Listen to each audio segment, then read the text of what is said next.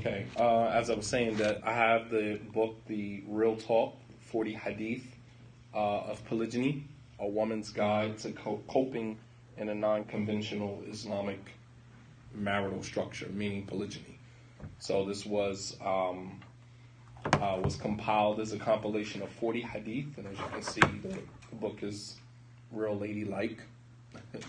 But basically, it's a collection of 40 hadith related to polygyny, and there's some brief commentary on the book, on each hadith. Just to give you a kind of an idea, hadith number 1, ikhlas, sincerity of intentions. Hadith number 2, be purposeful and choose what is good for you. Hadith number 3, are you religiously ready, meaning for polygyny. Hadith number 4, pursue marriage the right way. Hadith number 5, patience is always a virtue. Hadith number 6, know yourself and your limits. That's before polygyny. The book is broken down into 4 parts, five parts. Before polygyny, the first year of polygyny, living with jealousy and insecurities. Part 4, rules of engagement. Part 5, the man in the middle. The man in the middle. So the book is structured, broken down into 4 parts. And with each part, there's a specific number of hadith. In the first part, before polygyny, is 6 hadith. The first year is a total of another 6 hadith.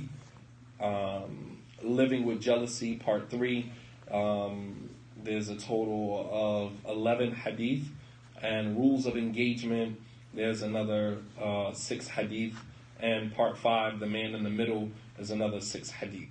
So you can see each part or each selection, each section of the book has a certain number of hadith connected to it. That is called The Real Talk, the 40 hadith of polygyny, A Woman's Guide to Coping in a Non-Conventional Marriage. Commentary by Sister Jenna Bayan. You can purchase the book. Inshallah ta'ala, you can go to PayPal and purchase the book, or you can see me. I'm here in Maryland with the book, and inshallah we'll talk a little bit more about that. Our discussion tonight, inshallah ta'ala, will be the 10 dangers of the tongue. I selected this topic because I know a lot of us, the book is $12.99. The book is $12.99. And it's a total of 148 pages. A total of 148 pages for $12.99. Some jewels that you can pay for $12.99. Is there a brother's guide? Yes, I just wrote a book called The Revolution of Love. The Revolution of Love, a man's perspective on loving multiple women in a non-traditional marriage, polygyny. That is the man's guide. This is a guide for the woman, inshallah. All right, so tonight's topic, inshallah ta'ala, is one that will concentrate on the believer governing himself or herself. It's called the 10 dangers of the tongue. The tongue can be a very dangerous part of your body if used in the wrong way. The Prophet ﷺ said that there's nothing more dangerous than the tongue that can land a person in the hellfire the distance of 70 years. 70 years distance, the tongue can land you in the hellfire. And the Prophet ﷺ, when he was asked, هل يكب الناس على مناخرهم أو على وجوههم في النار إلا حصائد ألسنتهم? Is there anything else that topples a man on his face or on his neck into the hellfire other than the harvest of his tongue? The Prophet ﷺ said, إن الرجل يتكلم بكلمة ولا يلقي لها بالا ويهوي بها في النار أبعد من 70 خريفا. That a man may utter a word from his mouth, not realizing how serious or how important it is, and it will land him in the hellfire the distance of 70 years. So you can actually see how dangerous the tongue is, inshallah ta'ala. And so much so that the scholars, they have a saying, in kanad kalam min fidda fi sukut min dhahab, that if speaking is silver, then silence is golden. Sometimes the best thing that you can do is to be quiet. sometimes the best thing that you can do is to be quiet. All right, so in the body, Allah subhanahu wa ta'ala created every human body part that Allah created in the human being has a particular function specific to it. Every body part that you have has a particular function specific to it. And every day that we wake up, there is a sadaqah, a charity that is due on every single body part, every bone that we have in our bodies. Did you guys know that? That every day that we wake up, every single faculty, every bone, every faculty that we have in our bodies, every body part, we have to give sadaqah, charity. Allah subhanahu wa ta'ala gave us the body. And when you are in tune with your spirituality, you're in tune with your body, you understand that you cannot just use your body in any way that you feel that, satisfy your desires. You realize that your body, I don't like to use the whole your body is a temple, but your body is sacred. So much so that on the day of judgment, Allah subhanahu wa ta'ala will allow your body parts to testify for you or testify against you. Allah says in the Quran, يَوْمَ نَخْتِمُ عَلَىٰ أَفْوَاهِهِمْ وَتُكَلِّمُنَا أَيْدِيهِمْ وَأَرْجُلُهُمْ بِمَا كَانُوا يَعْمَلُونَ. That on the day when we will seal man's mouth shut, you will no longer be able to put forth your excuses, right?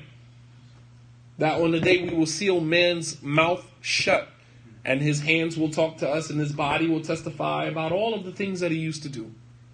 So Allah subhanahu wa ta'ala is not going to allow our body parts to testify for us or against us, except that these body parts are sacred. They are sacred, and they have certain rights over us. The Prophet sallallahu alaihi wasallam hadith is collected in Sahih al-Bukhari on the authority of Abu Hurairah radiyallahu ta'ala anhu, where the Prophet sallallahu alaihi wasallam said, "Kullu salama min al-nasi alayhi sadaqa kullu yawmin tatlu'u fihi ash-shams."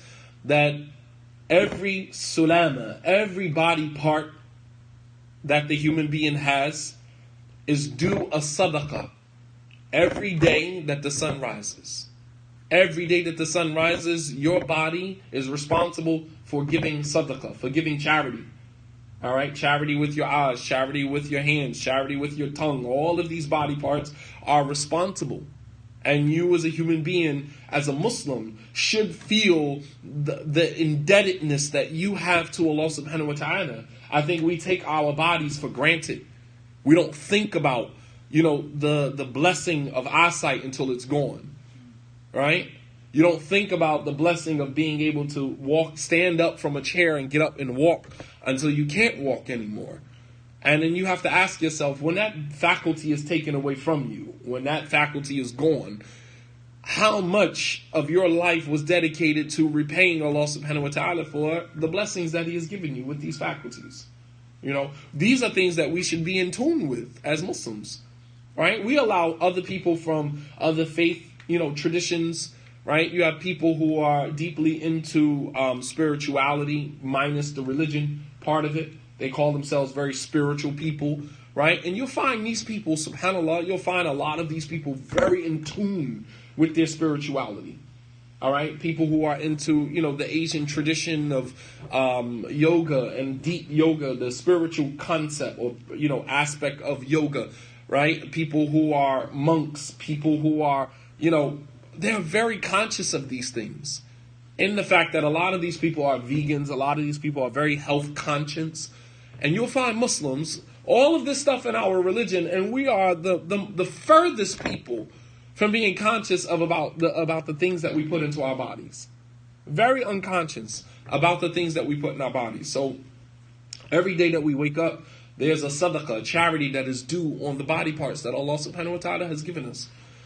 But there's one joint in particular that literally jeopardizes the safety and security of all of the other body parts. As a matter of fact, every morning that we wake up, the rest of our body seeks refuge with Allah subhanahu wa ta'ala from this particular body part so that it doesn't subject the rest of the body to the punishment of Allah subhanahu wa ta'ala, and that is the tongue. Every morning that we wake up, our body parts seek refuge with Allah from our tongue. Because the tongue is uncontrollable. And the rest of the body parts are held hostage by the tongue. If the tongue is the one body part that can land you in the hellfire, the distance of 70 years, then that means that every morning that we wake up, every other body part that we have seeks refuge with Allah from the tongue. And you have some people who have no restrictions when it comes to their tongues. Get themselves in a lot of trouble. There are women that are divorced because they don't have any control over their tongue. There are men that are in prison because they don't have any control over their tongue. Cop pull you over. What you pull me over for? License and registration, sir. I asking you a question. You just talking real slick to the guy. All he asked you for was your license and registration. And to the cop, as a human being, gets to a point where you running off at the mouth where he says, you know what? Get out the car, man. Get out the car. Put the cuffs on you. Oh, you locking me up. And you still talking. And then he puts you in the back seat of his car, takes you down to the precinct and books you. And you sit in jail over the weekend, right? All because you didn't know how to just shut up and give the guy your license and registration. The tongue, have no control over it. Gets us in so much trouble. The Prophet ﷺ hadith is collected in the Jami of Imam Tirmidhi on the authority of Abu Sa'id al-Khudri radiyallahu anhu, who said that the Prophet ﷺ said, إِذَا أَصْبَحَ إِبْنُ آدَمْ فَإِنَّ الْأَعْضَاءَ كُلَّهَا تُكَفِّرُ اللِّسَانِ وَتَقُولُ اتَّقِ اللَّهَ فِينَا فَإِنَّمَا نَحْنُ بِكَ فَإِنِ اسْتَقَمْتَ اسْتَقَمْنَا وَإِنِ وَجَجْتَ وَجَجْنَا. That the Prophet ﷺ said that when the child of Adam wakes up, the human being wakes up every morning, فَإِنَّ أَعْضَاءَ, all of his body parts, كُلَّهَا, all of his body parts, تُكَفِّرُ اللِّسَانِ, alright, defer to the tongue. They turn to the tongue and they say, اتَّقِ اللَّهَ فِينَا, fear Allah concerning us. Every morning we wake up. This is a conversation that is going on between our body parts. Right? Your body speaks to you in this life. How could you think that your body doesn't speak to itself? The way that Allah subhanahu wa ta'ala, the designer, al-fatir, right? The one who designed the human being. Look at how our bodies communicate, our body parts communicate with one another. When there's a foreign substance in your body, a cold, right? Your body, your other body parts are communicating with each other, trying to figure out how to get rid of this cold, right? You have the flu, or you have any, foreign substance in your body, right? You eat some bad food, and it's not sitting right. To you, your stomach hurts. To your body, it's communicating with each other, trying to figure out what is the best way to get rid of this food. So you either vomit it comes out from the mouth, or it comes out through defecation, right? Or sometimes your body begins to shut down, so you go to sleep, and then you wake up and you feel a lot better, right? This is your body communicating with one another. So when we're speaking about it from a spiritual perspective, sometimes like our children, because they're so detached from Islam, when we recite hadith like this to them, they're like, that doesn't even make sense. When you wake up in the morning, how does all of your body parts turn to the tongue and tell it to fear Allah? So you have to break it down for them. You have to explain it to them in terms that they understand. And I think a lot of times we just automatically assume that because we're Muslim and a hadith is quoted to you, you should automatically understand it. And you should automatically accept it and agree with it. Yes, we should accept it, but understanding it is something totally different. You guys follow me? Sometimes a person quotes a hadith and we're sitting here saying, like, that doesn't make sense. Explain that to me. And as I tell my 5th grade students all the time, if you can't explain something, you don't understand it. If you can't explain it, you don't understand it. And we should stop quoting hadith to people, giving narrations to people, right? And we don't understand it ourselves, because we could actually be doing more harm than we're doing good. Some people have common sense. And some people may ask you, what does that mean? I don't understand it. And then you try your best to explain it to the person, and you're pushing the person further and further and further away from Islam. Right? As Abdullah ibn Mas'ud radiyallahu anhu, he said, لا تكلموا الناس بما فوق مستواهم إلا كان فتنة لبعضهم. He said that you never speak to a people in a language that they don't understand, except that it's going to end up being a fitna for them. It becomes a trial for them, because you're giving them information that you yourself don't even understand, or you yourself you understand, but you don't know how to articulate it to other people so they understand. So when the Prophet ﷺ said that when the human being wakes up in the morning, all of his body parts turn to the tongue, defer to the tongue, and tell the tongue, ittaqillah fina, fear Allah concerning us. A person can say, well, I don't understand that. How does that work? Well, does your body communicate with one another? When you have a sore, if you have a wound, something happens to your body, does the other parts of your body communicate with one another to figure out what is the best solution for this? Absolutely. Absolutely. So why is it so hard to believe when the Prophet ﷺ tells us that the body parts seek refuge with Allah subhanahu wa ta'ala and defer, right, to the tongue and says, fear Allah concerning us? Why is that so hard to believe? It's not. It's just that we're speaking sometimes Islam, we're articulating Islam in a language that does not appeal to the commonsensical side of the individual. And our religion is probably the most commonsensical religion on the face of the earth. The concepts are very easy to digest, very easy to understand. Unlike concepts in Christianity, with all due respect, I couldn't understand most of it. I couldn't fathom most of it. I couldn't process most of it. I couldn't process most of it as a Christian, because it's blind faith. You just accept what the person says to you, and there's no explanation for it other than this is what is in the Bible, this is what God says, this is what Jesus said, and that's it.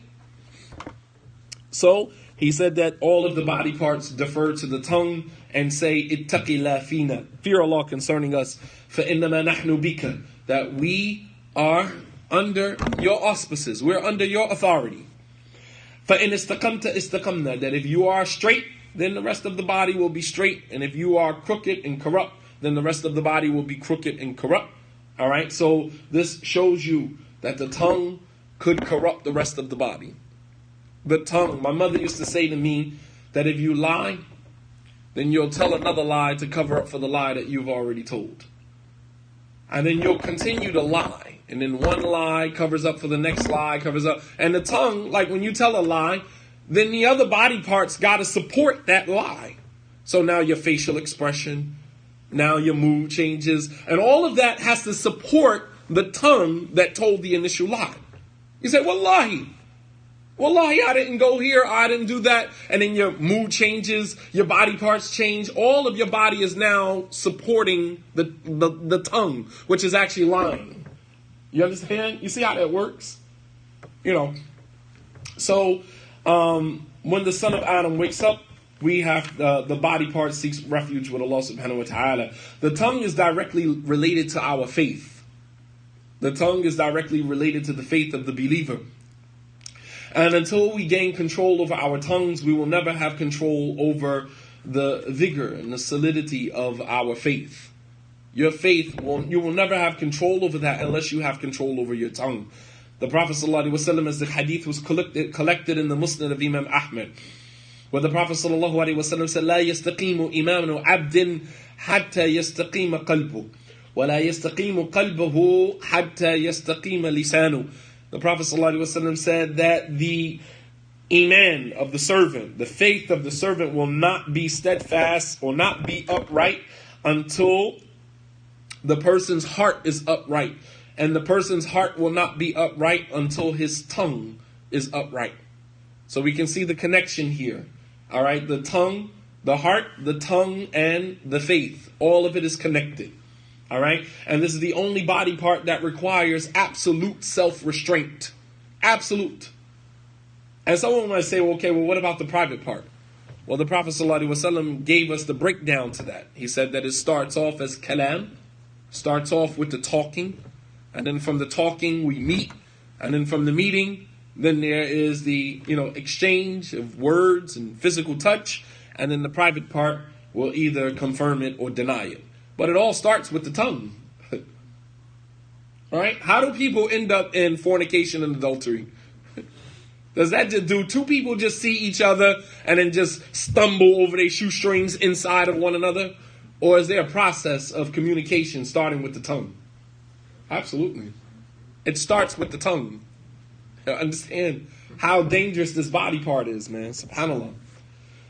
Abdullah ibn Mas'ud radiallahu ta'ala anhu, he said, مَا شَيْءٌ أَحْوَجُ إِلَى طُولِ السِّجْن مِنْ لِسَانِي. Abdullah ibn Mas'ud radiallahu ta'ala anhu, he said that there's nothing that deserves a longer stint in prison than my tongue. There's nothing that deserves to be in prison longer than my tongue. They understood. They understood this concept, which is why you'll find many of the Sahaba, they took large amounts of time throughout their days speaking very little. Like sometimes we have to shut down. And, you have to take time out of your day. Your day is busy. And it cannot be busy for the whole 16, 17 hours you are awoke. At some time, at some point in your day, you have to unplug. Even if it's just for an hour. Even if it was just for an hour. Wallahi, I left here after Jumu'ah. We went to a restaurant, we ate. I went to my hotel and I laid down for an hour. I feel refreshed. Just for that hour unplugging. I got up, I came here, I prayed Isha, and I'm invigorated. I'm replenished. Just for an hour, just unplugging. And we have to learn how to do that every day. Taking an hour or two out of our day and just unplug. Understand that, the communication on the phone, we spend most of our day talking. And sometimes we have to cut back. For the next hour, I'm not saying anything. Make dhikr, remember Allah subhanahu wa ta'ala, listen to Quran, find some time throughout your day to unplug. Alright? But he said there's nothing that deserves to be in prison longer than my tongue. Rather, the tongue is the main thing that lands people in the hellfire. As the Prophet ﷺ was asked, مَا أَكْثَرَ مَا يُدْخِلِ النَّاسِ الْجَنَّةِ. What is the thing that causes most people to enter into paradise? And the Prophet ﷺ said, تَقْوَ اللَّهِ وَحُسْنُ خُلُقٍ. Fear of Allah, consciousness of Allah, and good character. I'll say that again. He was asked, what is the thing that causes most people to enter into paradise? He said, the fear of Allah, the consciousness of Allah, and good character. Taqwallah wa husnul khuluq. Two things that that's not even important to many Muslims today. Fear of Allah, consciousness of Allah, subhanahu wa ta'ala, and good character. And then he was asked, عن أكثر ما يدخل الناس النار فقال الفم والفرج. And then he was asked, what is the thing that caused most people to enter in the hellfire? What is the thing that causes most people that are in hell, most people that are going to go to hell, what is the thing, the main reason that causes most people to go to hell? He said, al-fam, your tongue, your mouth, wal-farj, and your private part. Two things that most people have very little control over today. Two things that most people in this day and time have very little control over. Even as it relates to the internet. Sometimes we don't even have to comment on somebody's post, but we do so anyway. What if I told you, you could have just looked at the post and kept scrolling? What if I told you? And then we get into these long Facebook, long Twitter arguments with people that we don't even know, right? Over, I just had to say something. And then when we say things, we do it, subhanAllah, in a manner that makes the situation worse. If you want to correct somebody on a post, try this. Try this formula. Try saying, Assalamu alaikum. How you doing? What's your name? Where are you from? MashaAllah. I see that you like to post things Islamically. May Allah reward you for your intention. May Allah reward you for your endeavor. Can I ask you a question? Right? You ask permission to enter into somebody's life. Posting or commenting or, commenting on somebody's, page, unsolicited. Unsolicited advice is probably the worst type of advice. Unsolicited advice is the worst type of advice. And now someone could say, well, we're Muslim. Dino Nasiha and all of the other cliches that we come up with, right? Our religion is sincere advice. We should advise when someone is doing something. Like, we take that as a privilege. And we totally forget that there is a methodology to giving advice. The Prophet ﷺ didn't just walk up to people and say, hey, don't do this or don't do that. Yeah, in instances, but those were times in which he knew the person. Right? There was a rapport there.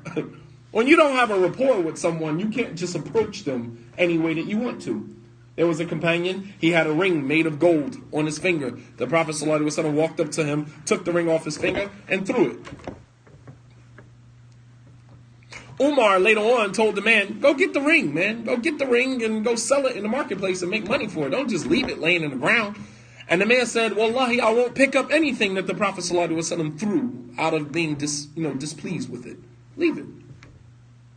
But the point that I'm making is that, can you see now somebody with a cigarette in their mouth, walk up to them, snatch the cigarette out their mouth and throw it on the ground? I say, you enjoying what is good and forbidding what is evil? You changing it with your hands? And I'm saying that because those are things that I used to do under the guise of giving people advice. I used to do stuff like that. You walk up to somebody and you say, hey, Assalamu alaikum, where's your beard? Why you don't have a beard, Aki? Wallah al-azim, I used to do stuff like that. And, thinking back at it now, subhanAllah, I mean, I'm ashamed that I would ever approach a Muslim, regardless of how I felt about them in that manner. Ashamed that I would ever do something like that. All right? But the tongue is very dangerous. The Prophet ﷺ said, "Man yadman li ma bayna lihiyayhi wa ma bayna rijlayhi adman lahu al-jannah." Whoever can guarantee me what is between his lips and what is in between his legs, I can guarantee him Jannah. If you can guarantee me that you can control what is between your lips, meaning your tongue, and you can guarantee me the control over what is between your legs, I can guarantee you Jannah. Because most of the people in the hellfire are in the hellfire for a lack of control of those two things, your tongue and your private area. He said, if you can guarantee me, man yadman li ma bayna lihiyayhi wa ma bayna rijlayhi adman lahu al-jannah. Whoever can guarantee me what is control over what is between your two lips and what is in between your thighs, I can guarantee you paradise. Abu Darda, radiallahu ta'ala anhu, one of the Prophet sallallahu alaihi wasallam's companions, he said, "Ansif udhunayka min fik, فإنما جعلت لك أذنان وفم واحد لتسمع أكثر مما تتكلم." Abu Darda, radiallahu ta'ala anhu, who, if you know Abu Darda, this companion was an ascetic, very righteous, very religious person. Right? Very religious, very righteous person. The Prophet ﷺ said that if Abu Darda was placed over sadaqah, he would give all of the sadaqah away. That's just how religious he was. He said, show or exercise fairness between your tongue and your two lips. Your tongue and your ears. Exercise fairness between your tongue and your ears. He said, because indeed you have been given two ears and one tongue so you can listen more than you speak. Be fair. Be just.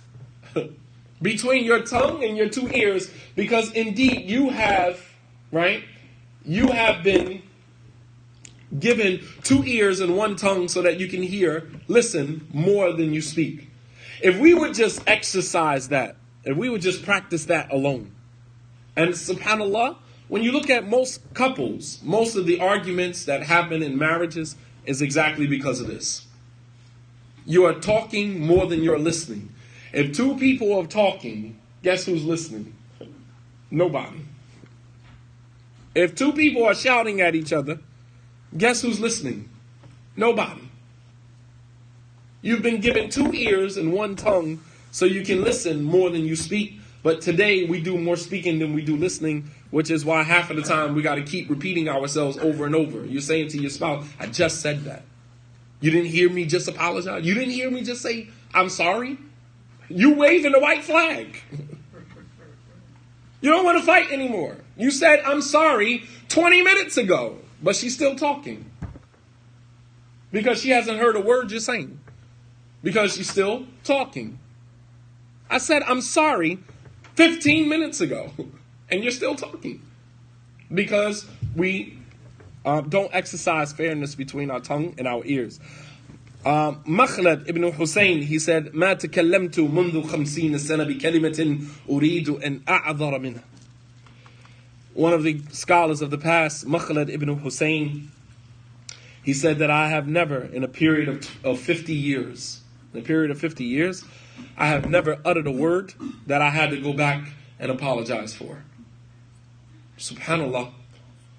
That means that this person exercised so much control over his tongue. It was thought, process put into every word that came out of his mouth. He said, I have never in a 50-year period uttered a word that I had to go back and apologize for. Calculated. My words were calculated. And you think about today, we're constantly apologizing for the things that we say. Constantly apologizing to people for the things that we say. Sometimes we don't even apologize. We just hope that it goes away, magically disappears, so we never have to own it. We never have to go back and apologize because that's difficult. That's hard. That's like carrying a mountain, right, on your back. It would be easier to carry a mountain on your back than to go to the person and say, you know what, I thought about what I said to you and I apologize. I shouldn't have said that. That's probably one of the most difficult things for the human being to do because that requires humility. And we're not willing to humble ourselves on that level. But we're constantly apologizing to people for the things that we've said because there is no thought put into the things that come out of our mouths. So inshallah ta'ala, I'm going to talk about 10 dangers of the tongue. 10 things that we should stay away from as it relates to our tongues. And these are practical things that we can begin implementing right now. Our religion, the religion of Islam, is a self-governing religion. That means that as a Muslim, you should constantly be working towards self-perfection. Even though you may never attain perfection, but that is your goal. That is your trajectory. That is what you are working towards. Self-perfection. We keep saying, I'm work in progress. But when are you going to start to work? Don't judge me. I'm work in progress. But when are you going to start to work? You understand what I'm saying? Like, it's just like a cliche. Just to kind of back you up off me a little bit. I'm work in progress. Don't judge me. But when are you going to start working? Our religion teaches us to work on yourself. We spend so much time trying to work on everybody else that we spend very little time working on ourselves. So from this night forward, I want each and every one of us sitting here listening to concentrate on fixing yourself. Starting with these 10 things that we're going to mention now. Last week I covered 11 things actually that help you develop khushu' in your salah. If you listened to those lectures, listen to that lecture last week, the same time last Friday, I gave a lecture. 11 things that will help you develop khushu' in your salah. Become more conscious of Allah in your prayer. Right? Knowing that the salah is the first thing that we're going to be asked about on the Day of Judgment from our deeds. So you would think that, this is something we do 5 times a day on a bare minimum, right? That we would work to try to perfect our salah. Now we're talking about perfecting a portion or a share of our character. And this is what is called afat al-lisan, dangers, all right, of the tongue. Ibn Qudama, he mentioned in one of his books, afat al-lisan. He mentioned in one of his books, afat al-lisan kathira, mutanawwi'a. The dangers of the tongue are many. The dangers of the tongue are many. He said, وَلَهَا فِي الْقَلْبِ حَلَاوَةً. And there's a sweetness in the heart that allows the person to want to give in to these dangers of the tongue. And we're going to mention 10, inshallah ta'ala. The first danger of the tongue, and I want us to start implementing this now. The first danger of the tongue is what is known as al-kalam fima la ya'ni. Speaking about matters that don't concern you. Al-kalam fima la ya'ni. see if I can use this one. I think this one might be better.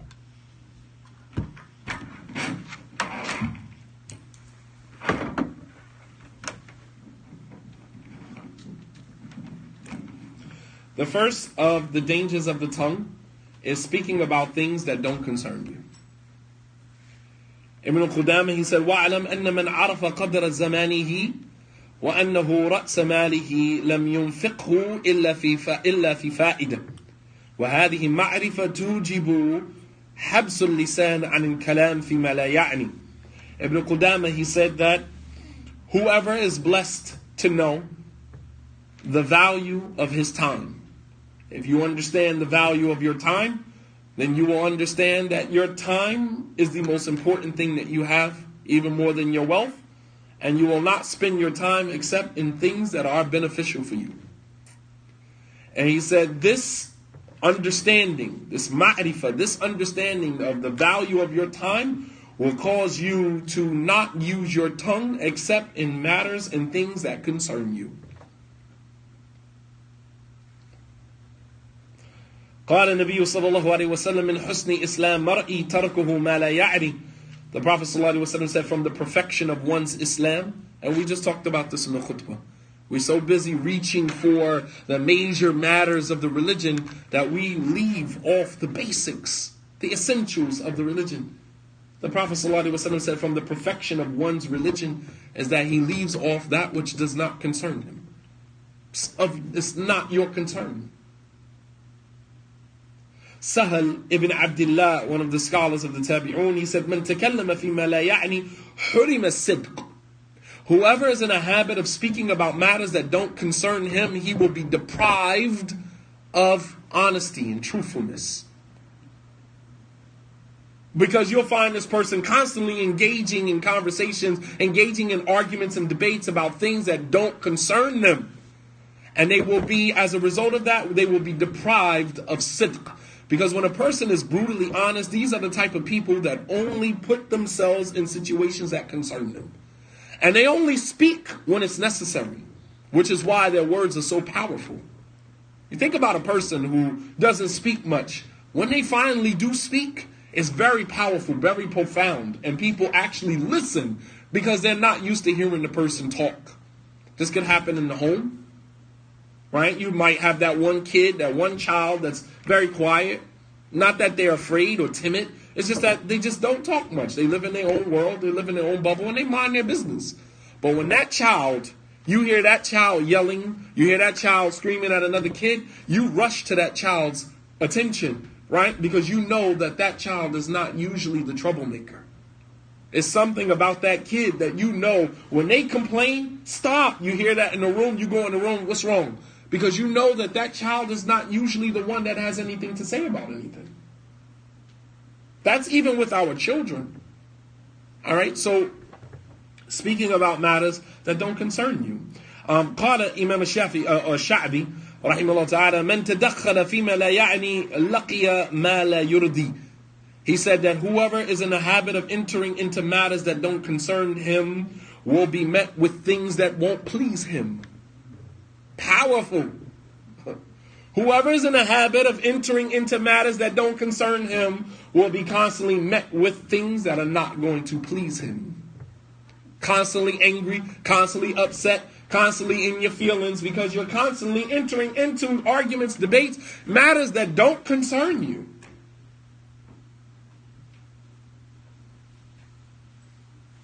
All right? وَقِيلَ لِلُقْمَانِ الْحَكِيمِ, and it was said to Luqman, we recited some ayahs from Surah Luqman and Surah Al-Isha, but it was said to Luqman al-Hakim, مَا بَلَغَ مِنْ حِكْمَتِكَ. How did you reach this level of wisdom? You know, Luqman was considered Luqman the wise, very wise. And that some scholars debate on whether or not he was a prophet or whether he was just a righteous, religious man, a wise man. And they asked him, how did you reach this level of wisdom? Listen to what he replied. He said, قال لا أسأل عما كفيته ولا أتكلم بما لا يعني. He said that I don't ask about things that are already clear to me, and I don't enter into matters that don't concern me. Yeah, that simple. Because see, when you're in the habit of doing this, Allah subhanahu wa ta'ala sees your honesty and your sincerity, and Allah blesses you. And He bestows upon you wisdom. He bestows upon you knowledge. Because Allah subhanahu wa ta'ala sees that you are working on yourself. And so as a result of that, there's a jaza min jins al-amal, that the reward is contingent on the action that Allah subhanahu wa ta'ala is going to reward you. And part of your reward is to give you hikmah. Is from wisdom to be able to observe without speaking about it. To watch, to observe, to see things and not necessarily say anything. I like to think that I'm one of those people. I don't necessarily, I'm all over the internet, all over social media, Instagram, Twitter, all of that. You don't ever hear me commenting on anybody's stuff. But when I do, I can say that it's well received. Because I don't usually do that. I don't usually do that. If I see something and I need to address, I inbox the person, it's usually received well. Could you please double check that hadith before you put that up? May Allah bless you. May Allah, reward you for your intention. Oh, shukran, jazakallah khair, Imam Shadeed. I appreciate that advice. I'm going to take it down. I've had those interactions. Why? Because I'm not all over the internet correcting everybody and being, the Islamic police. That's not my job. That's not my job. But if it is something that I see that I think should be addressed, I address the person personally. I inbox the person. I don't embarrass them on their page in front of everybody. That's you're not going to get you're going to get a defense. You follow me? Somebody posted something on their Facebook page. You go on their page and you blast them out in front of everybody. You think that who's going to receive that in the best possible way? There's a difference between nasiha and fadiha. Nasiha is advice, which is given in private. Fadiha, with a fa and a dad, fadiha is exposure, to expose someone, which is done in public, in front of everyone. There's a difference between the two. Ibn Qayyim has a whole paragraph about the difference between nasiha and fadiha. And he mentioned this in his book, Ar-Ruh, the Soul. So, Luqman, he said, "La as'alu an ma kufituhu." I don't ask about things that I'm already clear about. Some people ask about things. This is one of the reasons that Bani Israel was destroyed. Kathratu su'al, asking unnecessary questions constantly. Well, what about this? Or what about that? If you're not going to practice something, don't ask about it. If you're not ready to practice something, don't ask about it. Oh, brother, is it permissible for me to do this? Okay, if I answer that, are you going to act on it? Then don't ask about it. Don't ask about something that if you're not ready to implement it, then it's just, why? Because now, when you ask about something and that knowledge is given to you, you now become responsible for it. Imam Ahmed rahimahullah ta'ala said, "Ma hafidtu hadithan illa wa amiltu bihi walau marratan wahidan li alla yakunu hujjatan aliyya." He said, I never memorized a hadith except that I acted upon it, so that hadith would not be a proof against me on the Day of Judgment. Every piece of information that is given to you about your religion, about your relationship with Allah subhanahu wa ta'ala, you are responsible for.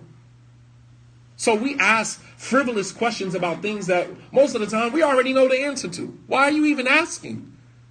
And it's for the person being asked, the sheikh, the imam, the scholar, the student of knowledge. When people ask you questions, you should be keen in how you respond. Smart and wise in how you respond to people's questions. Not just answering and responding to every single question that comes to you. The Prophet ﷺ didn't respond to things that didn't necessarily need a response. Alright? Man came to the Prophet ﷺ, he said, "Ya Rasulullah, mata sa'a." When is our final day? When is the last day going to be established? The Prophet ﷺ said, وَمَا أَعْدَدْتَ لَهَا, and what have you done to prepare for it? He's asking me about when the last day is coming. More importantly, what have you done to prepare for it? He said, I haven't done much. I haven't done much from prayer and fasting. He said, but I love Allah and His Messenger. And the Prophet ﷺ said, "Anta ma'a man ahbabt." Then you will be with those whom you love. You will be with those whom you love. But notice the Prophet ﷺ, he didn't respond. He didn't say, well, some of the signs of the last day is this. He directed him to what was more important. More importantly, what have you done to prepare for it? Don't worry about when the hour is coming.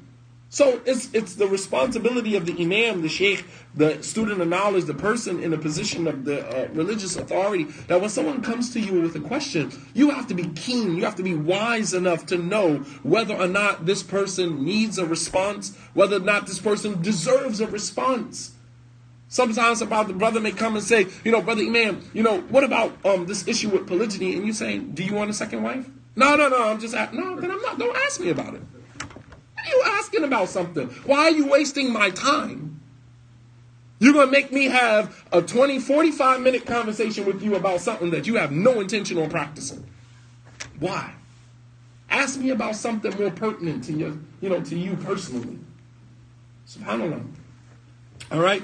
قال الحسن البصري رحمه الله تعالى من علامات إعراض الله سبحانه وتعالى عن العبد أن يجعل شغله فيما لا يعني خذلانا من الله جل وعلا.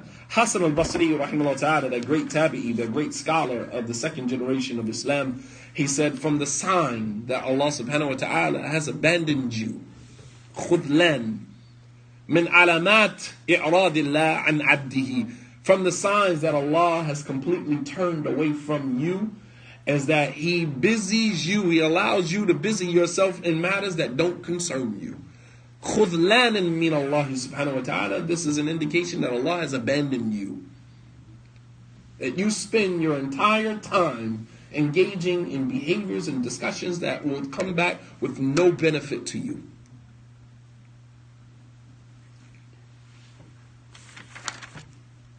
Number 2. All right, everybody got that? Number 1. Can we begin implementing that now? Because I'm really tired of didactic lecturing. I want practical lectures, meaning we're giving out information that we can begin implementing right away, immediately. Immediately. See, it's a difference when we sit in and, you're being, mentally and spiritually, massaged. I'm not here to massage you spiritually and mentally. I'm not here to do that. I'm here to give you information that can help you become a better Muslim. Starting tonight, we can begin implementing this right now. This day forward, I will not speak about matters that don't concern me. I will not enter into things that do not concern me. And you have to pick and choose your battles. That's number 1. That's number 1. All right, number 2, al-afat al-thaniya, the second danger of the tongue, al-jidal wal-mira, arguing and debating. Argumentation. Some people love to argue. Love to argue. I'm one of those people, I'm not argumentative. I don't like arguing. I hate it. It gets my blood pressure up, and, it puts me in a situation where, I'm one of those people that when I engage you, I'm going to shut the whole argument down. I'm going to bring you information, ego.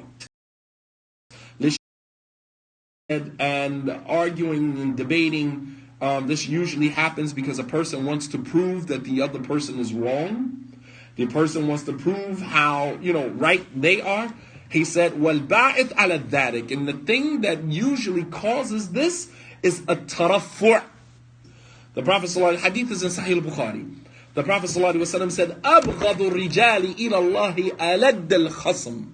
The most hated person to Allah subhanahu wa ta'ala is the one that is excessive in his arguing and debating. Excessive, belligerent. وهذه الخصومة أي خصومة بالباطل أو بغير علم فأما من له حق فالأولى أن يصدق عن. All right, to argue, not to become disrespectful. He said, because arguing about matters that are frivolous, that is one to attack the other one behind their back. Obviously, if we're debating about a matter in the religion, then that should be done in a manner that is good. You bring your evidence and proof, I bring my evidence and proof, we scrutinize, we look at the evidence and proof. That doesn't require belligerence, that doesn't require being argumentative, that doesn't require being disrespectful, right? The Prophet ﷺ, he said 4 qualities are the qualities of a hypocrite. And number 4, إِذَا خَاصَمَ فَجَرَ, that when he becomes argumentative, he becomes disrespectful, calls you out your name, calls you all types of names because now he's angry, he's upset, right? I mean, you'll find a lot of this as a result of the ego on the internet. Like if we are debating a point, if I said something that was wrong or you said something that's wrong, okay, then all you have to do is bring the proof. Just say, you said this in the Quran, it says this, reconcile that. You don't need to say the person's an innovator, you're a stinking deviant, you're this, you're that. You don't have to use language. That is an indication that there's a lack of faith on your part. There's a lack of iman on your part because there's no need for you to become indignant.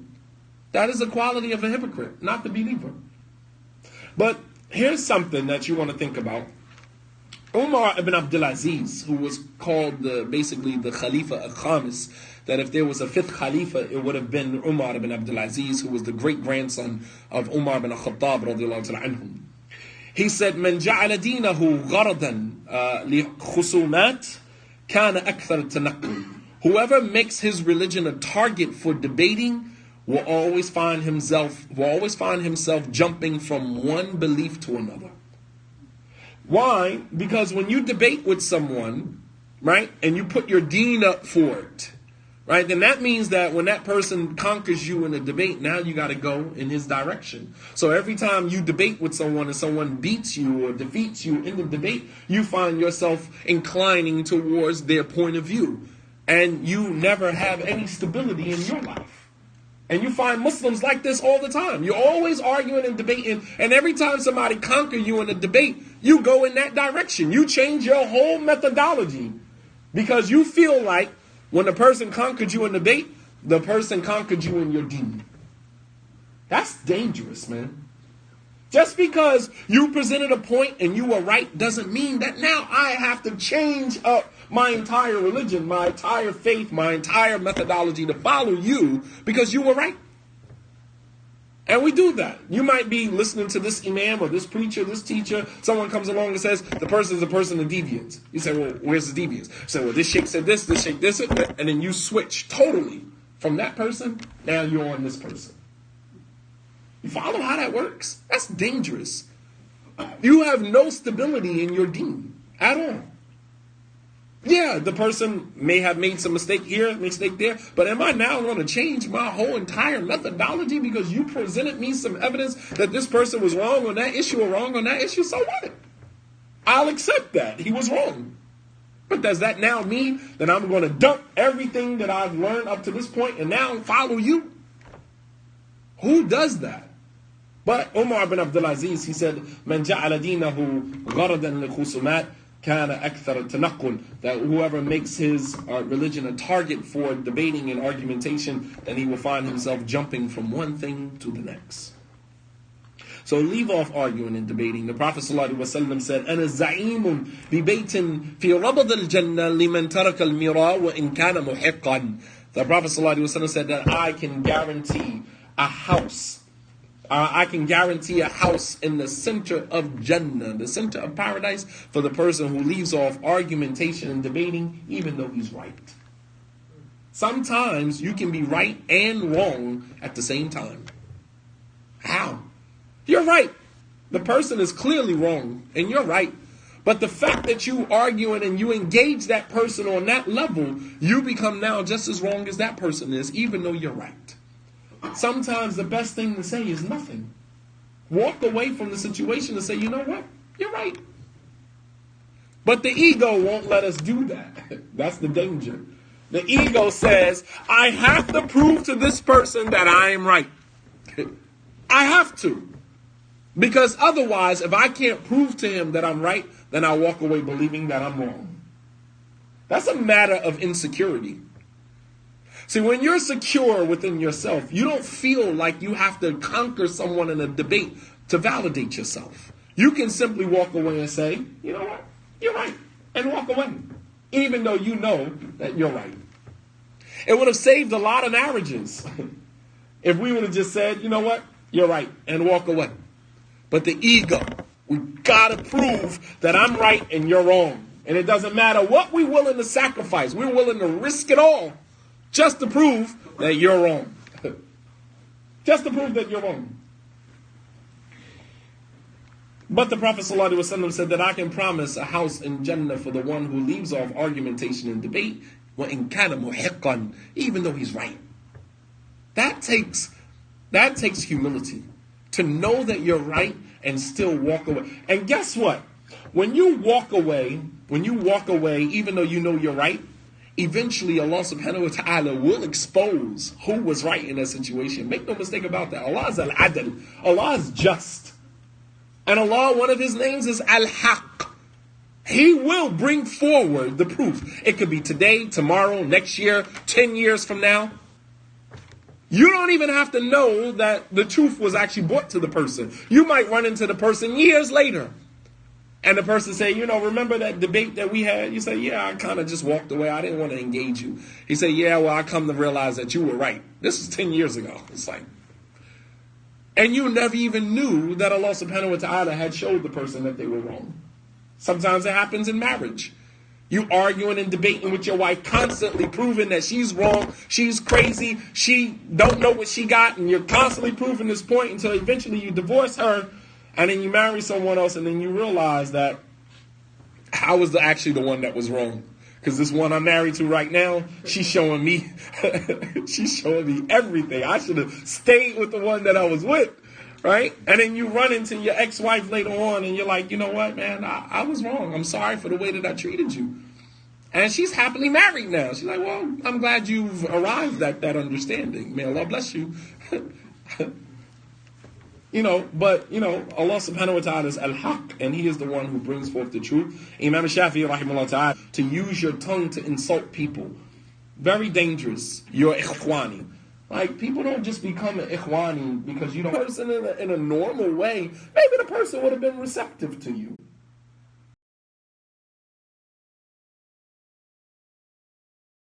Muhammad, you're an innovator, you're a mubtadi', you're this, you're hizbi, you're this, you're ikhwani. Like, you come up with all of these names simply because you're mad at me?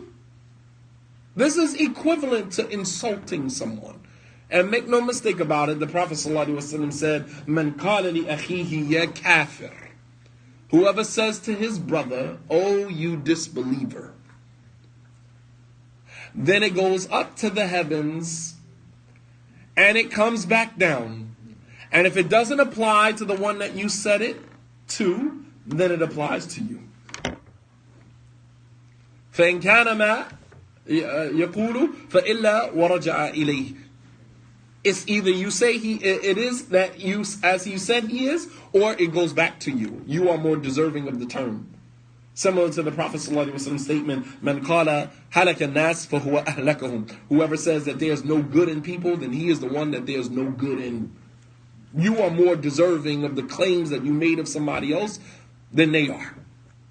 You can't just get angry at someone and just start calling them out of their name because you're upset with them and you're angry with them, and then we're posting this stuff on the internet simply because you're upset with the person. And I mean, this stuff started with many scholars. Scholars get mad at somebody and call it towards people. وَلَا بَذِيء الْكَلَامِ. Nor does he use language that is unbefitting or unbefitting Islam. لَيْسَ مِنَ الْإِسْلَامِ فِي شَيْءٍ. Has nothing to do with Islam. He said, إِنَّ أَحْسَنَ النَّاسِ إِسْلَامٍ. And the person who has the best Islam, practice of Islam, is the one who has the best character. Well, I don't take that as an insult. Death be upon you too. We're all going to die. Right? And so Aisha, when he act just like them, that makes me no different than they are. I'm not going to do what they do. He said, Aisha, Inna ab'adin nas manzilatin inda Allahi yawm al-qiyamah. The furthest people from Allah on the day of judgment are their bad habits, their bad character. I don't want to be. And another narration, a guy came to the Prophet ﷺ's house to visit him. And when Aisha told him who it was, the Prophet ﷺ said, Bitsa akhu ashira. He's just a bad person. This guy, he's an embarrassment to his tribe, to his family. And then he told Aisha, let him in.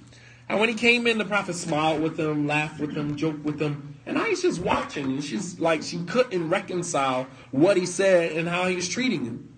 And when the man left, Aisha said to the Prophet ﷺ, she said, oh, Messenger of Allah, how is it that you said about him what you said, but then when he came in, you laughed with him, you joked with him? And the Prophet ﷺ said to Aisha, Mata ahidtani mutafahishan. When have you ever known me to be disrespectful? Meaning, because I felt like that about him, doesn't mean I have to tell him to his face. Doesn't mean I have to deal with him differently. When have you ever known me to be vulgar or disrespectful to people? I've never. That's not my way. That's not my character. And sometimes we tend to think this street mentality that when I don't like somebody, I have to let them know that I don't like them. I'm not two-faced. I'm going to tell you to your face, I don't like you, and all this tough, this tough talk. This lacks diplomacy. You could not like somebody. There are tons of people that I don't like on a day-to-day basis that you run into as Muslims, and yet you still just give them the courtesy of Islam. That is your haqq over me. I'm going to give you that regardless of how I feel about you. I don't care how I feel about you. The bare minimum of Islam, I'm going to give you that. Salam, kalam, smile, ibtisam. I'm going to give you all of that. I'm going to smile in your face. I'm going to shake your hand. I'm going to give you salam. So someone can say, well, that's hypocritical. How? How is that hypocritical? The Prophet ﷺ, he wasn't fond of the person. However, he still gave him the bare minimum of Islam. You are due that. That is your haqq over me. And if there's anything that you can expect from me when you meet me, regardless of how I feel about you personally, I'm going to give you that. I've lectured alongside of imams, students of knowledge that I don't like, that I don't get along with, that I don't like personally. Yet, you would never be able to tell from the outside. When I greet them with salams, firm handshake, smile. How's your family? How's everything? Because one has absolutely nothing to do with the other. One has nothing to do with the other. And we simply don't know how to do that. We got to let you know up front, from the very beginning, I don't like you. Because our personal feelings take precedence over the brotherhood and sisterhood of Islam. And that's the problem. We are individualists. We're Muslims trying to function as a community, but we act in an individual manner. How can we be an ummah, connected? As the Prophet ﷺ said, the believers are like one body. The believers excessively. That do not laugh excessively, for excessive laughing hardens the heart. It hardens the heart. فإن النبي صلى الله عليه وسلم كان يمزح ولا يقول إلا حقا. The Prophet صلى الله عليه وسلم used to joke with his companions, but he never said in his joking things that were not true. So even when we joke, our joking should still be rooted in truth, and not allow our jokes to go so far that it actually becomes lying. All right, that is never acceptable. That's never permissible. The Prophet ﷺ, just to give you an example, he said to an older woman in the community one time, he said, إِنَّهُ لَا يَدْخُلُ الْجَنَّةَ عَجُوزٌ. He said, joking with the lady, he said, old women will not enter into paradise. He said, old women will not enter into paradise. فَبَكَتْ الْعَجُوزُ. So she started crying. And then the Prophet ﷺ recited the ayah where Allah subhanahu wa ta'ala said, إِنَّا أَنشَأْنَاهُنَّ إِنشَاءً فَجَعَلْنَاهُنَّ أَبْكَارًا عُرْبًا أَتْرَابًا لِأَصْحَابِ الْيَمِينِ for Surah Al-Waqi'ah. The Prophet ﷺ recited the ayah where Allah says that in the hereafter we will give them a new body, new creation, and we will make them virgins. Allah will restore your virginity back to you and restore your youth back to you. So when the Prophet ﷺ said old women will not enter into Jannah, what did he mean? What did he mean? Allah will restore their youth back to them. So it was the truth. Although it was a joke and she started crying, it was actually true.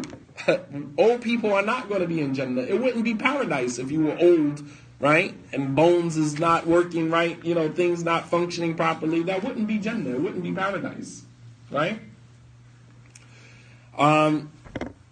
And so Allah subhanahu wa ta'ala said, indeed we will create them a special creation and make them virgins, loving their husbands and of equal age. Urban atraba li ashab al-yamin, for the companions of the right hand. Some of the scholars say that people will be brought back to the age of 22, 23, 24. These are the ages that we will be brought back to in Jannah. So there will be no old people in Jannah. Right?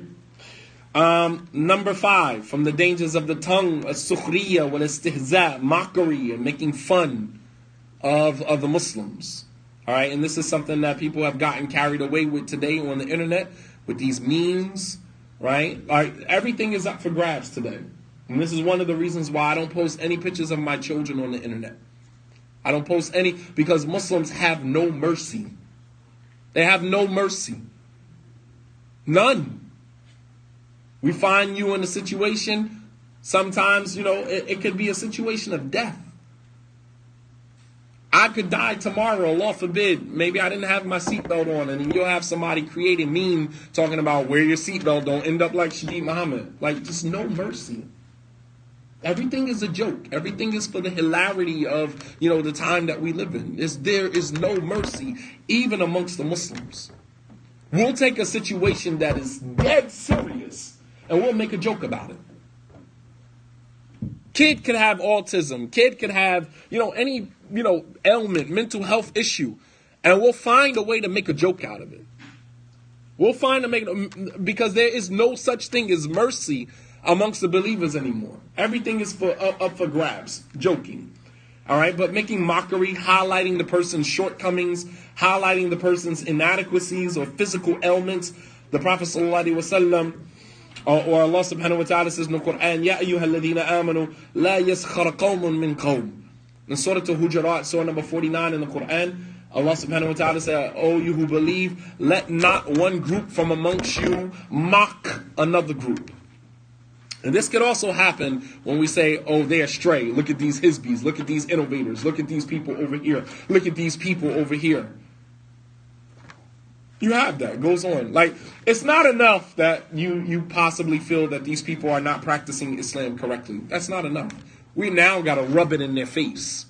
We now got to make a mockery of them. We now got to humiliate them and talk about how astray they are. When did the Prophet ﷺ ever conduct himself like that? When? When did the Prophet ﷺ ever see people who were not upon correct guidance and use that as a means of mocking them and humiliating them and embarrassing them? Subhanallah al-Azim. You can't tell me that is Islam. Oh, these people are astray. Look at the Hizbis over here. Like, you're at the park on the Eid or whatever. Somebody takes a picture. You guys are standing in a group, and then they post it on Instagram and say, look at all the Hizbis standing around. Look at all these people astray standing over here. It's like, subhanallah al-azim. That's what our religion allows? Just because a person now, because you consider them to be astray, they have no honor? None? They're still Muslim. The Prophet ﷺ said that my religion will separate into 73 different sects. He said, my ummah. They're still part of the ummah of Muhammad ﷺ, even if you don't believe that they're on what is correct. They're still from the ummah of Muhammad ﷺ. He never said that they were kuffar. And even though he said all of them will be in the hellfire except one, that doesn't mean that they're going to remain in the hellfire for eternity. That doesn't mean that some people are not going to go to the hellfire at all, even though they spent their entire lives upon disobedience or deviance. Maybe they were raised that way. That's all they knew. And Allah subhanahu wa ta'ala will judge everyone and deal with everyone accordingly. But you, on the other hand, who knew better, and you mocked other Muslims because you thought that they were astray and you thought that it was funny to post that on the internet, to make memes about other Muslims. Right? I seen a meme about myself, right? And there's a picture of women, they're like this, and they're like, this is the sisters when they see Shadeed Muhammad walk into a room. It's just like now, my honor is just up for grabs now. It doesn't even matter anymore. Like because the person is astray, you can just talk about them freely. And it's sad, man. It really is. It really is sad that as Muslims, we feel like it is okay to mock people today because you believe that the person is astray. You believe that the person is going to hell. You believe the person is going to the hellfire. So now that gives you carte blanche, right? Carte blanche to just say and talk about them like people create websites and entire pages about other Muslims. Bilal Phillips, Imam Siraj, this Imam, that Imam, and just talk about them. And make mockery of them, make memes about them, as if it is okay, it is totally okay to do.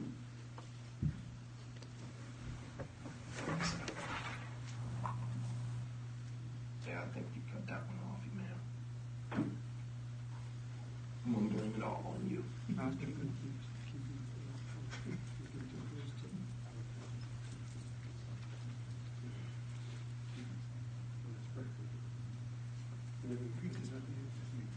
No, that one is okay. It was just this one.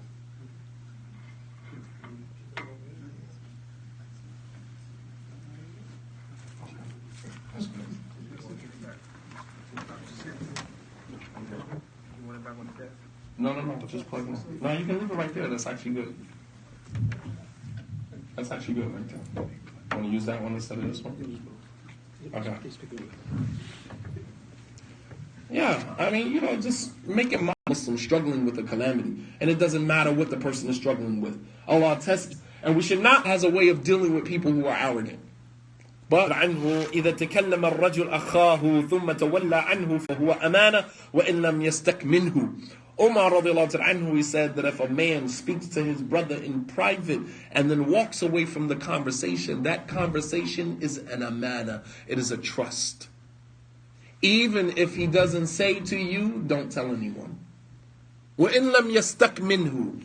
Even if he doesn't say, me and you have a conversation off to the side, and I share something with you, that conversation is an amana. It is a trust. Even if I don't say to you, don't tell anybody. This is between me and you. Baini wa bainik. I don't have to say that. I say that for emphasis. When I say, don't tell anybody, this is between us, that's for emphasis purposes. But the fact that I pulled you to the side and I spoke to you privately, that means that conversation was an amana. And for you to take what I tell you in private and go and spread it to someone else, you have broken a trust between us. Guys, follow me. We have to learn in this day and age where everything is exposed, everything is on the internet, right? Everything is for everybody, right? That's something that our parents used to tell us, everything is not for everybody, right? How many of you got disciplined for taking family business and going to school and talking about with your family? Man, my mother would burn my behind up, man. If I ever took anything from my home and I went to school and I told somebody in school about what was going on in my house, you got to be kidding me, man. Our families, these were rules, values, family values that Islam didn't come to teach us. Islam came to perfect moral character. I wrote an entire book about that. He came to perfect moral character. Islam did not come to give us moral character, because in most instances, human beings will create values and rules and principles to govern their lives. Islam just comes to put the icing on the cake, because now we do it for Allah, for a more divine purpose, for divine reasons, to please Allah subhanahu wa ta'ala. But the Prophet sallallahu alaihi wasallam didn't say, I came to establish moral character. He said, I came to perfect it. Meaning, whatever values and morals you had before you became Muslim, once you become Muslim, those things are only enhanced, or only perfected. But to go to school and to expose, sometimes you're working in the class with children, and they say, well, yeah, my mom is just like, oh, stop. Don't tell me anything going on at home with your mom and your stepdad or your real dad. I don't want to hear that. That's not for the classroom. Children will tell everything, because these young parents have not instilled these values in these children. They don't understand these values. So your child comes to school and tell all your business. And you got the teachers in the teachers' lounge talking about all your business, because your child doesn't understand the difference between home business and school business. But, ifsha as-sir, spreading people's secrets. And Shaykh al-Taymiyyah rahimahullah ta'ala, he said, al-iltifat dalilun ala annahu la yuhibbu and yasma'ahu ahad.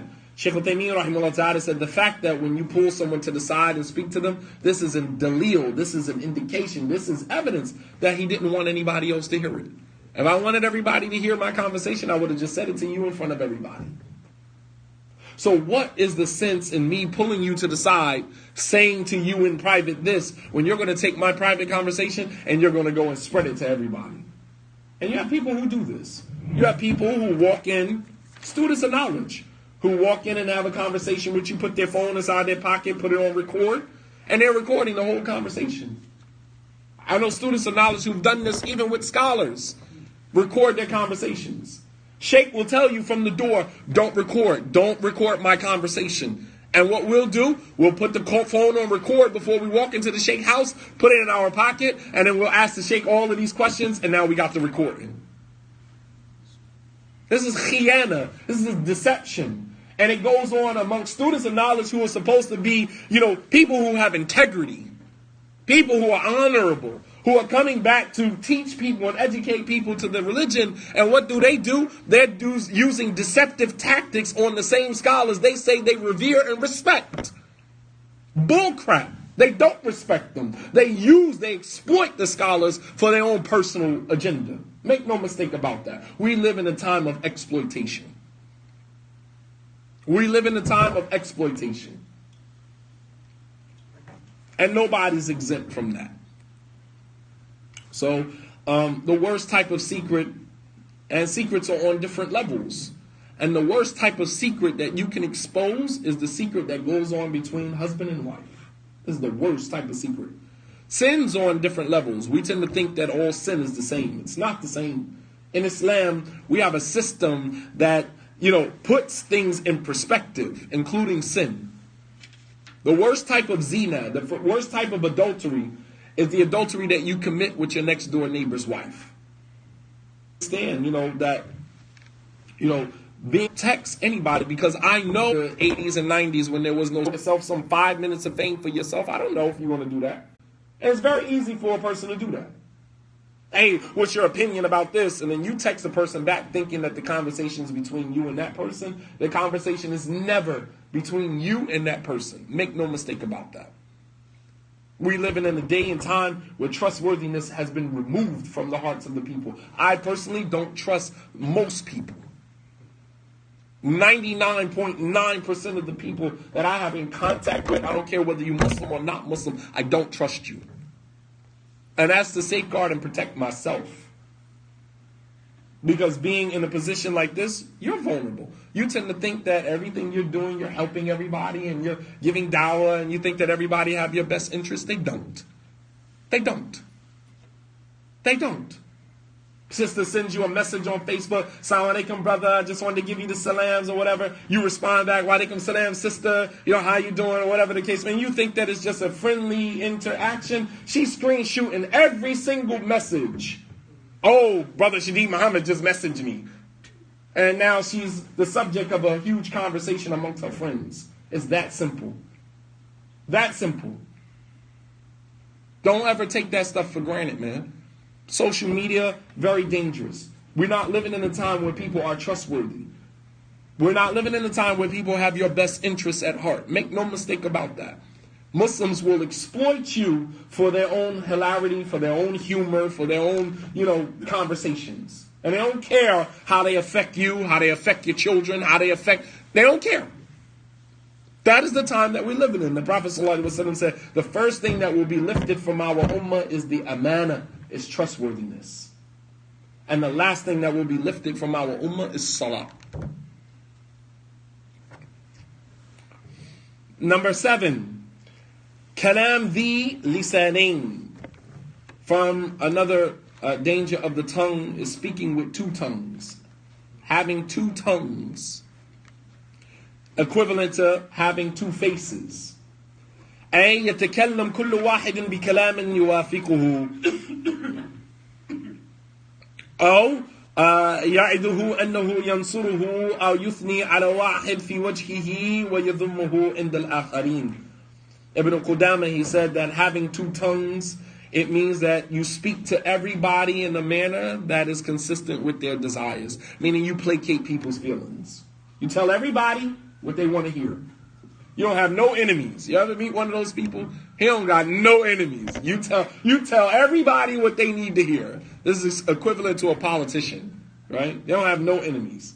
Because they want all your votes. They want all your donations. So they'll tell everybody what they need to hear. They don't take a stance on nothing. Right? They don't take a stance on anything. They want to tell everybody what they want to hear. Simply because that is their method of being diplomatic. When in fact, you have two tongues. He said it is to speak to everybody in a manner that is placating their feelings, or to promise people that you're going to help them and you don't, or to praise a person in their face and then talk about them behind their back. You got two tongues. It's, oh, mashallah, I was listening to your lecture, mashallah, that was good. And then when you get around another group of brothers, yeah, man, I don't rock with him like that, man. The brother's this, he's that, he's this, he's that. You got two tongues. There's tons of Muslims like that today. And the sad thing about it is that most of the time, like when you're a street dude, like your ears to the ground, you pretty much know what's going on. And you know when a brother meets you in your face, you know he don't like you. But he steady talking to you, Assalamu alaikum, Sheikh, how you doing? And you just like, wa alaikum salam. And you know, as soon as he walk away from you, he gonna go talk about you behind his back. You already know it. The sad thing about it is that he doesn't know it. You know that the person can't stand you, and you know that the person's gonna talk about you like a dog behind your back. And these are people like you run into at conferences, lectures, huge gatherings where everybody's, call themselves being diplomatic, but in actuality, you have two tongues. You have two tongues. The Prophet ﷺ said, إِنَّ شَرَّ النَّاسِ ذِي وَجْهَيْنِ الَّذِي يَأْتِي هَؤُلَاء بِوَجْهِ وَهَؤُلَاء بِوَجْهِ Rawahu Bukhari. Hadith is collected in Sahih Bukhari. The Prophet ﷺ said that the worst of people, the most evil of people, inna sharra nas, the most evil of people, dhu wajhain, is a person who has two faces. Yati ha'ula biwajh wa ha'ula biwajh. He comes to this group of people with one face, and he goes to that group of people with a whole nother face. And this is something that, we should refrain from doing. If you don't like a person, that doesn't mean that you can't smile and greet the person, but don't talk about the person behind their back. That is something that our religion prohibits. Having two faces to tell everybody what they need to hear so that, nothing comes back to you. You don't want any enemies. You don't want anybody to have any problems with you. Meet Allah subhanahu wa ta'ala with any animosity in your heart for any Muslims. But what is not okay is to placate other people's feelings. Sometimes people need to be told what they need to be told. Bottom line. You can't know that a guy beats his wife on a day-to-day basis, and when you see him at the match, oh, Assalamu alaikum, Sheikh. No. But we're going to take you. You don't know how it's going to. Number 9. Almost done, inshallah.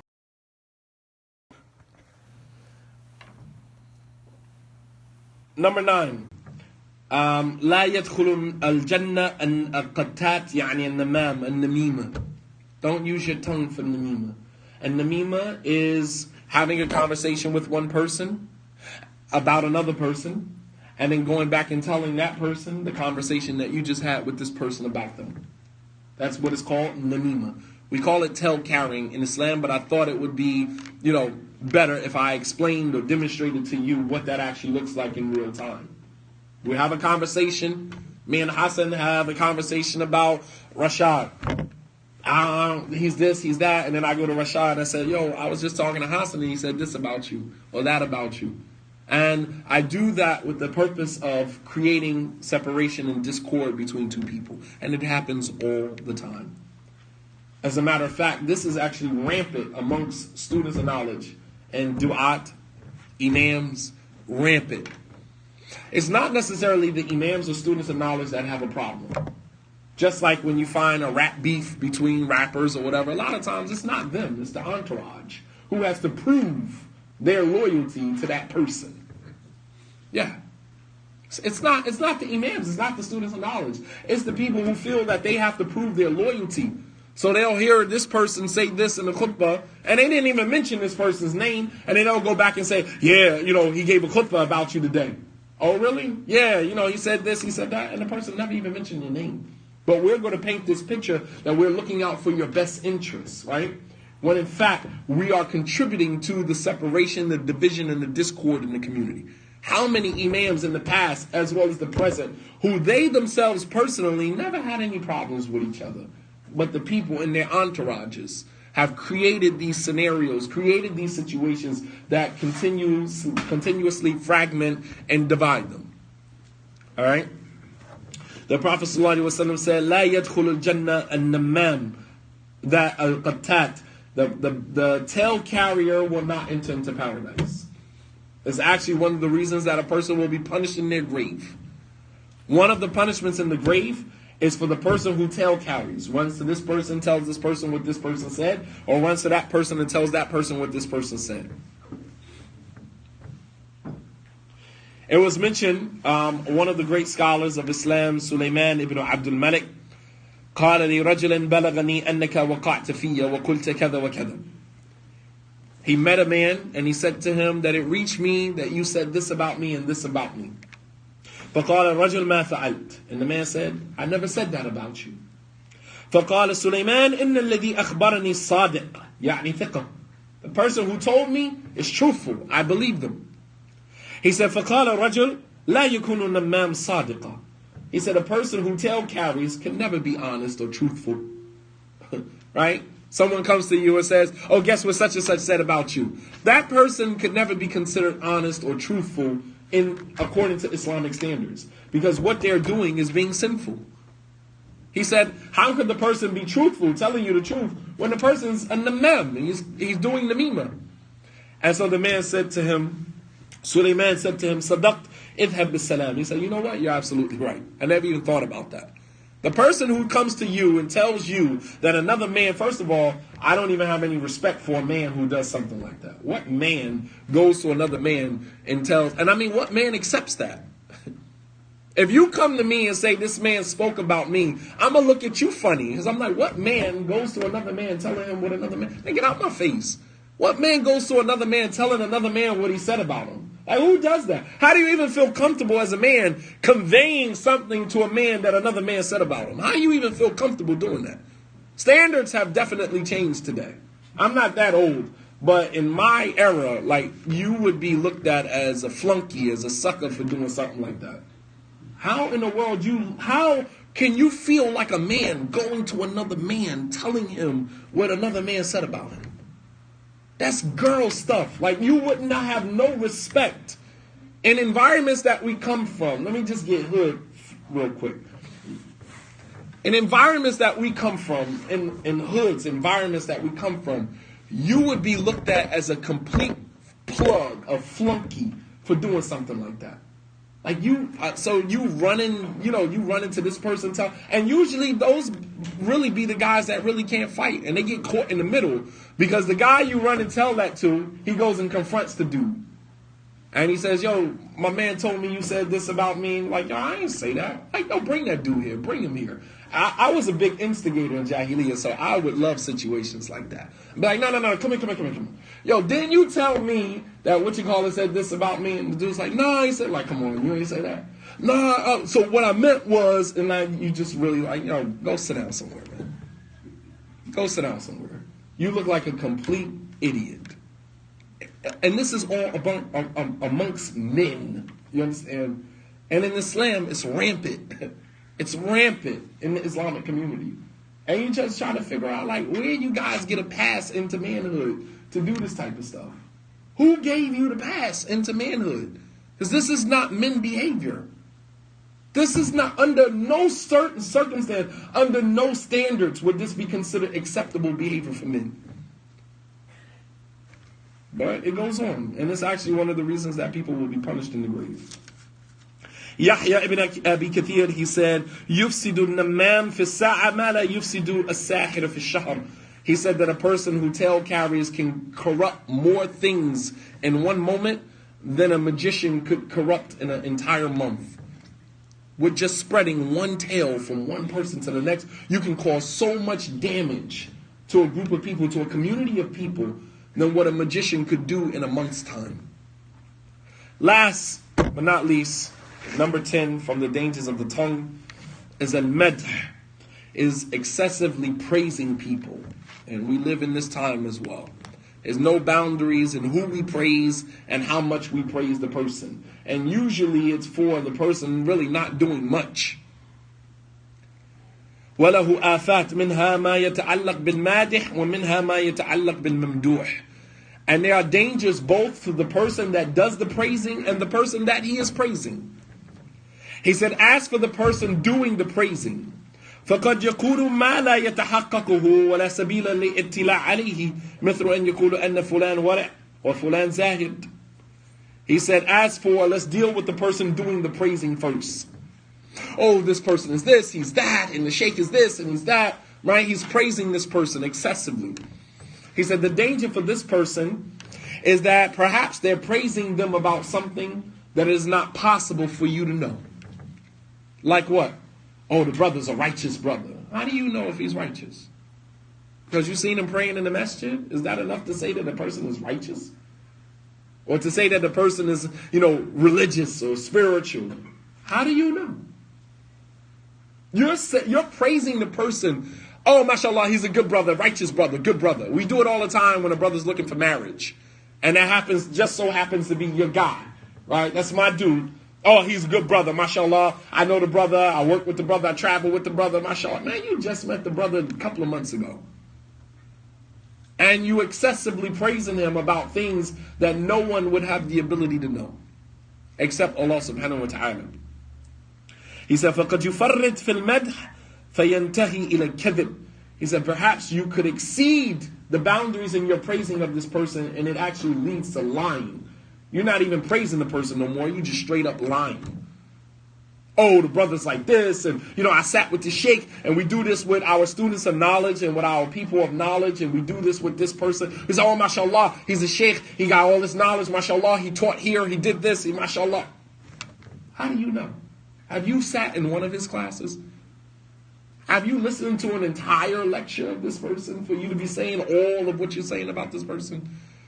And we excessively praise the person until it leads to lying. And perhaps for the person that we're praising, the person could be the total opposite of what we're saying about them. The Prophet ﷺ said, إِنَّ اللَّهَ يَغْضَبْ إِذَا مُدِحَ الْفَاسِقِ. He said that Allah subhanahu wa ta'ala becomes angry when a fasiq, when a sinful person is praised. We could be praising a person, and the person is actually a sinful, disobedient servant of Allah subhanahu wa ta'ala that doesn't deserve praise. And we do it all the time. Oh, this imam is this person is this student of knowledge is this, and the person actually doesn't even deserve the praise. We're praising someone that Allah actually hates. So, very important. He said, as for the mamduh, as for the person that we're praising, فَإِنَّهُ يُحْدِثُ فِيهِ كِبْرًا وَإِعْجَابًا وَهُمَا مُهْلِكَانِ. That by praising this person, you could create arrogance in this person, or you could be creating a situation where he becomes conceited. I'jab nafs, he becomes conceited or he becomes arrogant, and you are the cause of it because you're constantly praising the person. And these two things will destroy an individual. The Prophet ﷺ, he said, لَمَّا سَمِعَ رَجُلًا يَمْدَحُ رَجُلًا وَيْلَكَ لَقَدْ قَطَعْتَ عُنُقَ صَاحِبِكَ. The Prophet ﷺ heard a man praising another man, and he said, woe be to you, for indeed you have now broken the neck of your brother. You've broken his neck. Because you're praising him, and you're going to make him arrogant, and you're going to make him conceited.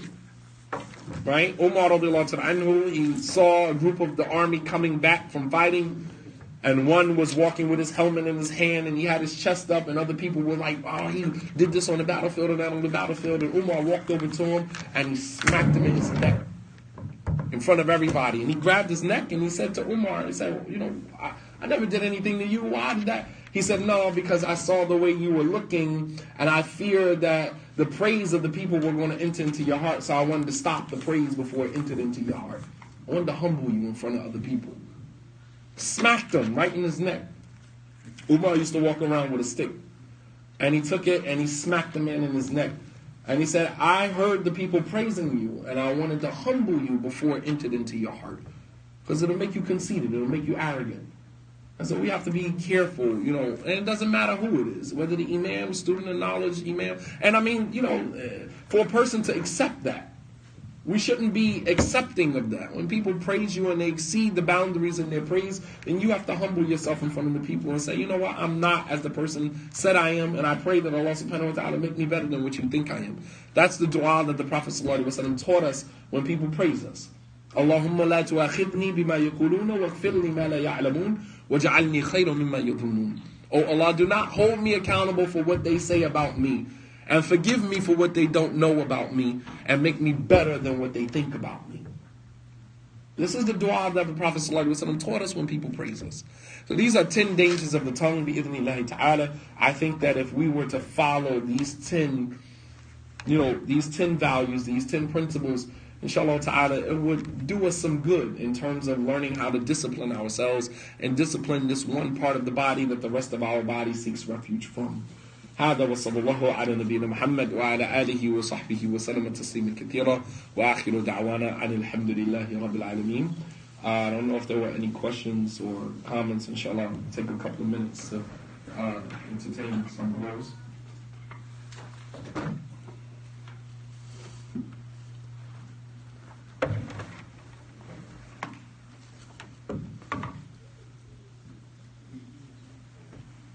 Any questions or comments related to the topic, inshallah?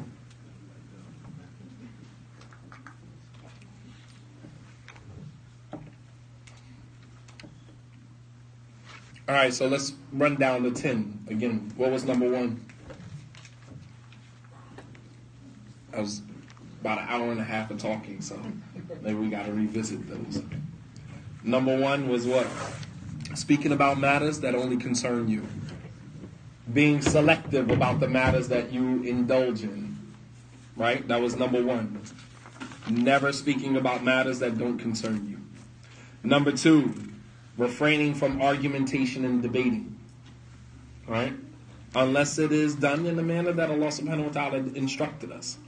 But knowing your threshold, knowing when to say, you know what? I'm done. I'm not going to keep arguing. I'm not going to keep going back and forth, whatever the case may be. Sometimes in relationships, in marriages, these arguments, the more and more you argue and fight in your marriage, the arguments in your marriage now become triggers for you. You know what a trigger is? Trigger is something that sets you off. And it creates anxiety. It creates, high blood pressure. It creates, a sentiment of you feel like you are about to pop, right? So when you see an argument ensuing, you automatically get anxiety. You start to go into a mode where your defenses go up and your signals are just going crazy and you feel like you're about to pop, even before the argument jumps off. When you feel like the argument is going in, it becomes a trigger for you. We have to stop doing that to ourselves. We have to learn how to say, you know what? Can we have a conversation? Can we talk? Yeah, we can talk. We can't argue, though. My heart can't take it. When you do too much of it, it becomes a trigger for you. Wallahi, I kid you not. It becomes a trigger for you. And the moment you see the arguing ensuing, your signals start to blast off. You start having anxiety. Your blood pressure starts to rise. You start to jump on the defense. And these things are having internal impact on you. And you don't even understand why. And then even after the argument is over, it takes so long for you to come down. It takes a while for you to de-escalate. And those things can, create stress, can create all types of anxiety, all types of mental health issues in your life that are unnecessary. These things are unnecessary. In addition to dealing with children, in addition to bills, that all create the same levels of anxiety and the same levels of stress. Children, bills, when a bill comes up that you didn't know about, your stress level goes up completely to the roof. Almost similar to when you get into an argument. It becomes your relationship becomes toxic. Yes, absolutely. And it creates resentment. So you want to avoid that in your marriage. You got to create a marital manual, game plan. That when we need to talk, we choose the right times to talk. We choose the right words when we talk. And we do not let it get to an argument. It's a discussion. So when your wife or your spouse says to you, can we talk? Yes, we can talk. We cannot argue. My heart can't take it. I can't. Right? Number 3, which was not being insulting or using vulgarity, that we should remove certain words from our language, from our vernacular. We don't even use those type of words. Those words don't even come out of our mouths. We have to find a way to replace those words with other words. We have to find a way to replace those words. Whether in our text messages, whether in our speech with one another, we have to learn that there's certain words that are absolute no-no. We just take those words out of our vocabulary. We don't use them at all. All right? Number 4 was excessive joking and laughing. And this is especially with things that are lies. We should not be joking with people and what we're saying is not actually true. Yes, our religion allows for joking and playing. Some people are very strict and rigid. You're joking in the masjid. No joking in the masjid. Well, where else am I supposed to joke, brother? You want me to go out in the street and joke? The Sahaba were wrestling in the masjid, and the Prophet ﷺ and Abu Bakr entered into the masjid, and Abu Bakr went to go stop them, and the Prophet ﷺ said, Da'ahum, leave them, let them play. He says, so the Jews and Christians know that we have, leisure time in our religion. Now, our religion is not, rigid all the time. You have that 1-2 people in the masjid, no playing in the masjid. Where are they supposed to play? Children can't run in the masjid. Nobody can't laugh or joke in the masjid. Now the masjid has become like a prison cell. You got to sit there all day long with the Quran in your hand and just stare at it. Don't make a peep. And you always got the 1 or 2 people, whether on the brother side or on the sister side. Always. In every masjid, we got 1 or 2. And these type of people make your time spent in the masjid, unproductive, and they make it very difficult. Unnecessarily. Don't chase people away from the religion. The Prophet ﷺ said, Yassiru wa la tu'assiru. Make things easy for people. Don't chase people away. Alright, number 5, a sukhriya, making mockery of people. Laughing and joking at a person's either physical abilities, inadequacies, or physical ailments, or mental illness, mental health illnesses. And mental health issues are rampant in the Muslim community, believe it or not. Mental health. A study shows that at least 49% of Americans would test positive for at least one mental health issue. That's half of the population. I think it's way more than that. That's an understatement. I think if every one of us was tested for mental health issues, we would all probably test positive for that, at least one. We are living in a time of mental health issues. And those things are rampant in the Islamic community. And we should not find the time to make mockery or to joke or find funny that someone is struggling with something in the masjid or in the Islamic community. There's nothing funny about that. All right? This happened even with the Prophet ﷺ's community. There were women in the community that had mental health issues. There was a woman who was, shibhu majnoon, was almost like, not able to make use of her mental capacity. And the Prophet ﷺ would let her walk him in any street in Medina and talk to her, whatever her problems were. The woman who used to have epileptic seizures in the masjid. And the Prophet said, I can make dua for you, but, or you could be patient. She said, I'll be patient, but just make dua that when I have my seizures, that my overgarment doesn't lift up so people can see my aura. These things existed even in the time of the Prophet ﷺ. It's not a time to make a joke about people or to mock people, and definitely not because someone has some misunderstandings of Islam. Everybody is not going to be as perfect as you are. I got it. You are on the truth. You're on the haqq. You understand everything. You have connections with the scholars. You got it all figured out. Okay. Everybody's not going to be you. And I don't think that I should be mocked or anybody else should be mocked because we don't see Islam as clearly as you do. Please make dua for us. If I'm astray, please make dua for me. If you think that I am astray, make dua for me. Don't make dua that Allah break my back. Make dua that Allah guide me to what is correct. And don't do it in a mockingly way. We say, may Allah guide the brother. Right? That's not a dua. You've used now, wallahi, we've taken Islamic terms and we've now learned how to use them in a way to mock people. Mock people. Right? Someone came on my page and was like, why is this clown even on my page? May Allah guide him. Like, is that really dua? First of all, you called me a clown. And then the second thing is you said, may Allah guide him. But that wasn't in the form of dua. Dua comes from the heart. That wasn't from the heart. That wasn't from the heart. So, everybody's not going to be on the hawk. Everybody's not going to see Islam as clearly as you do. And if you feel that someone is astray or someone is not upon what is correct, Islamically, what are you supposed to do? Guide that person. Ask Allah subhanahu wa ta'ala to guide that person to what is correct. We do that for people even who are not Muslim. Did the Prophet ﷺ make dua for non-Muslims to become Muslim? Yes. Umar bin al-Khattab is a prime example. He made dua for Umar's conversion to Islam.